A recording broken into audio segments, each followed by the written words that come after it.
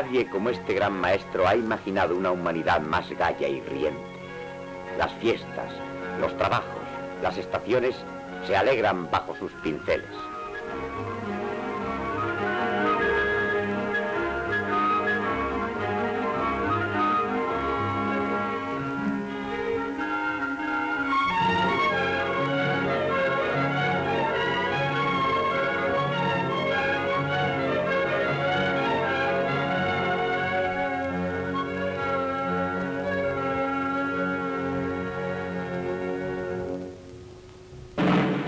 Y nadie tampoco nos ha revelado como él los abismos más siniestros y demoníacos del alma humana.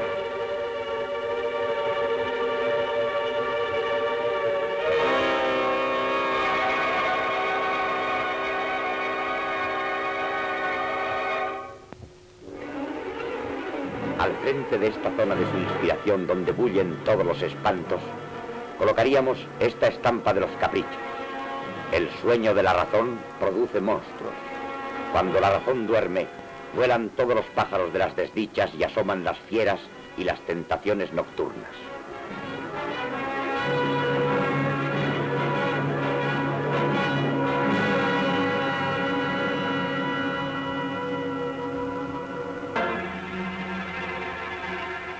Más de 20 años después, este mismo sueño de la razón mancha las paredes de su casa con unas imágenes que paralizan el discurso y crean todo el futuro del expresionismo.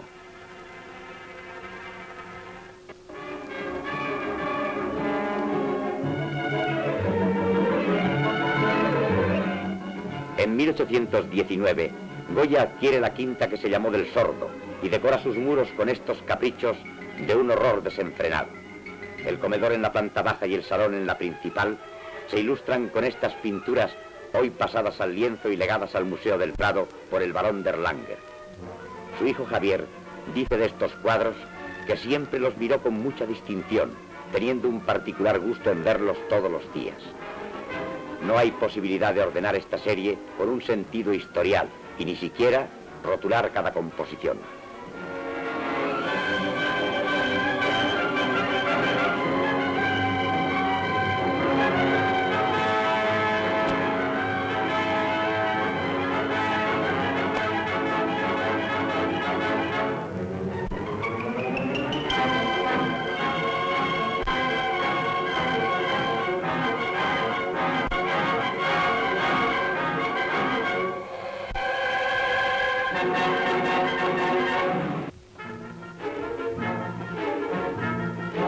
Una de las obsesiones de Goya, ahora exacerbadas en los grabados de los disparates y en estas pinturas, es la fealdad del rostro humano.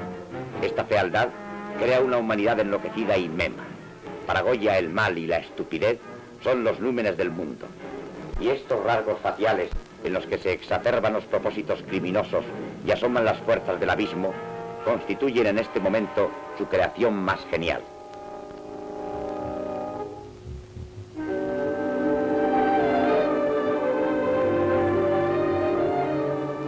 Una vez más, Goya abandona la imitación naturalista y se vade por horizontes maléficos. El color se hace denso y opaco, con unas tonalidades aptas para encarnar las pesadillas.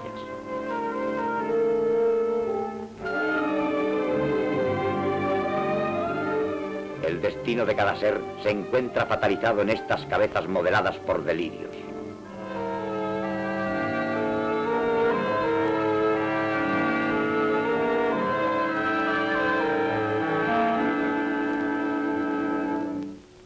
Dos graves crisis de Goya pueden servir de antecedentes a estas pinturas negras. La de 1792, cuando al quedarse sordo ve el mundo como un conjunto de muecas.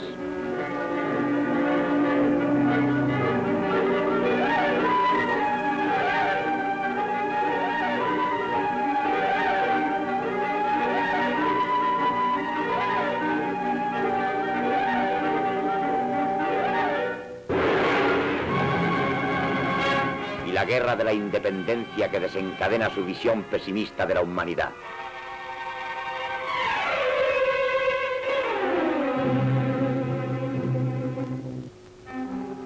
Otra grave enfermedad que tuvo a finales de 1819 puede sugerir estos espantos en los que se entrevé el envés de la vida normal.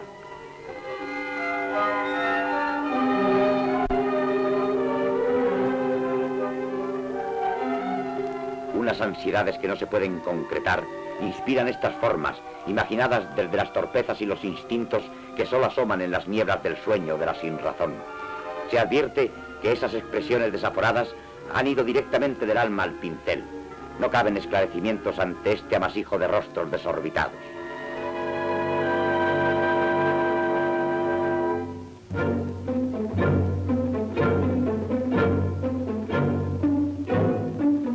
¿Cómo interpretar esa maja ingente y sombría apoyada pensativa en un desmonte? El contraste es sobrecogedor entre estos dos frailes, el uno venerable y el otro reducido a un cráneo mondo y boca gritadora.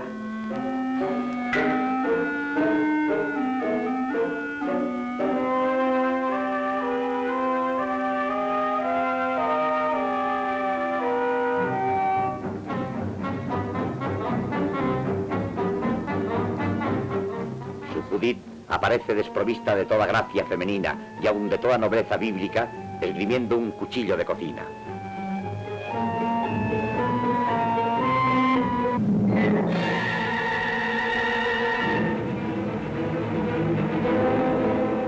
Saturno es una espantosa interpretación del mito hesiódico, con un cuerpo caótico de blandos relieves y una cabeza que nadie ha podido imaginar de más elemental ferocidad, devora, con ojos de felino irritado, a su hijo ya a medio comer.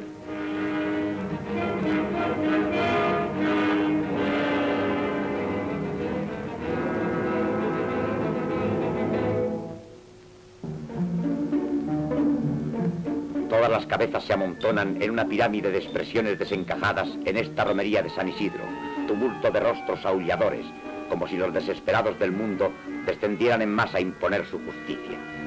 Se desorbitan los ojos y las bocas se abren con cantos feroces.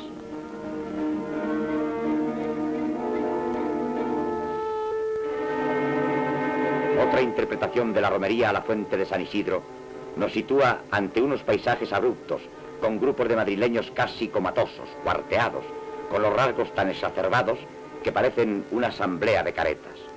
Una siniestra lejanía hace presagiar horizontes misteriosos.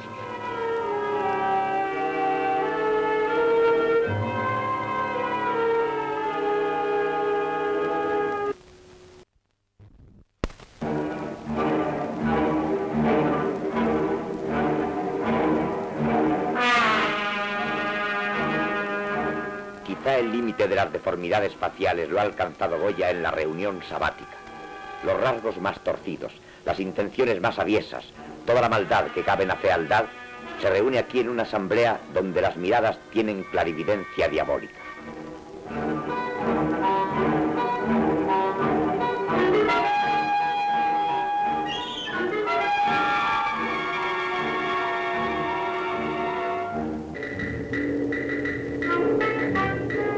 El tema de las brujas ha sido obsesionante en Goya. En Los Caprichos se reitera.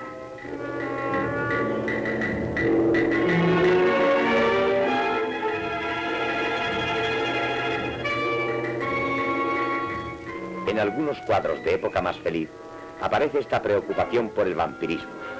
Así en estos dos lienzos del Museo Lázaro Galdiano, pintados en el año 1798. En este aquelarre, el macho cabrío preside una escena donde todas las malignidades parecen haberse reunido.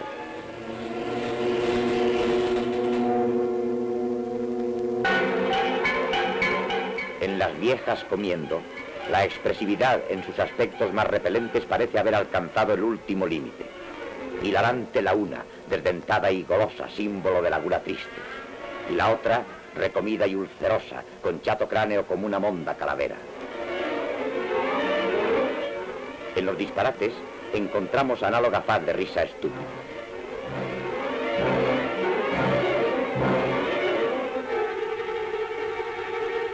La lectura de una carta es escuchada por varios hombres de expresiones tétricas con concentrada y malévola atención. El tema de las mujeres riendo, aquí repetido, es habitual en el Goya de esta época. Nada más lúgubre y contradictorio que estas risas de ensimismada malignidad, como expresiones de macabra confidencia.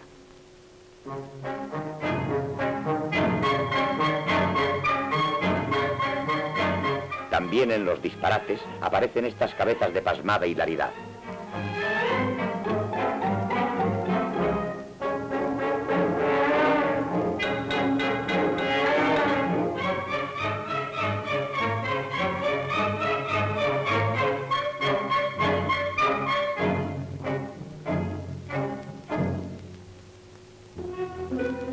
El destino con las parcas es otro de los temas que no podía faltar en este conjunto goyesco, en el que aflora todo lo que chupa y corta la vida.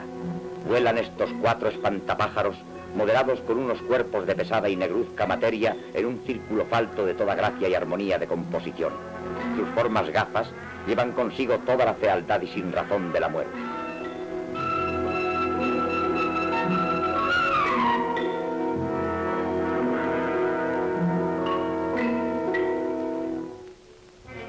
Es enigmático el cuadro de 2 hombres riñendo a garrotazos, en el cual estas figuras sumergidas en el limo eterno de la violencia que los esclaviza, se acometen feroces.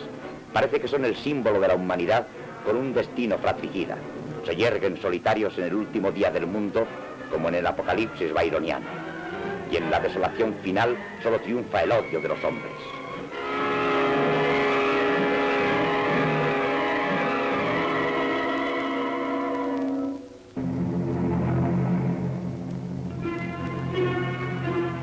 Alucinante es esta cabeza de perro que se destaca solitaria y patética sobre un fondo indeterminado.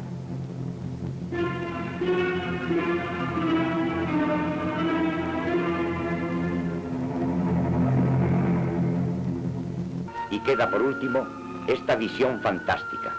Sobre un paisaje con una montaña lo bastante baja para ser coronada por una ruina, vuelan 2 personajes amedrentados, símbolos de las víctimas de la guerra que quieren evadirse a otros astros más piadosos. Su vuelo se realizará, sin embargo, en la atmósfera trágica de la tierra, azotada por los mismos vientos crueles que incendian las aldeas y obligan a los éxodos masivos.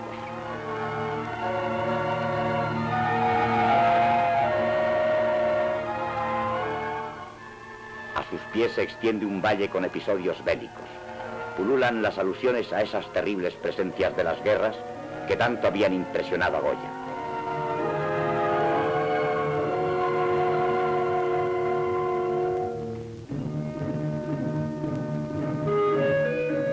Tras estas visiones, no queda en el recuerdo ninguna escena reseñable.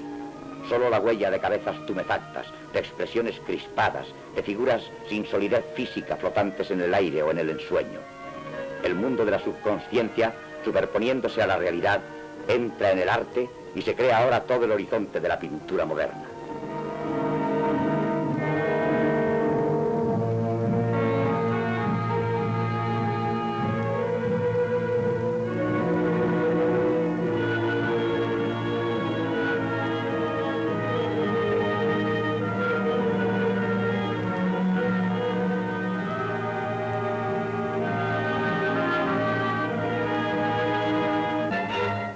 Y esta modernidad alcanza una técnica impresionista de difícil superación en los toques de color, todos sueltos, abiertos, trazados explosivamente en un frenesí de genialidad. Cada golpe de pincel es un latido del alma, cada uno conforma un rasgo, un pliegue, una luz, una expresión. El hijo de Goya, en una corta y preciosa biografía de su padre, nos dice que algunas de estas composiciones estaban hechas con el cuchillo de la paleta en lugar del pincel. Así son estos toques de libres y arrebatados.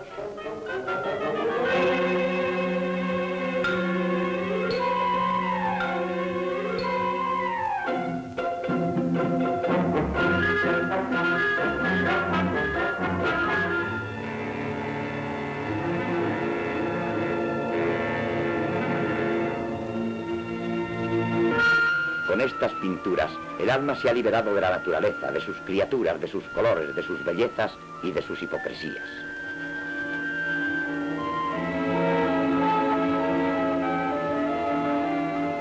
Y como ese gigante de sus grabados y de sus pinturas, el alma, en una desnudez que no es la del paraíso, contempla fatigada la noche, la eterna noche que cubre los horizontes.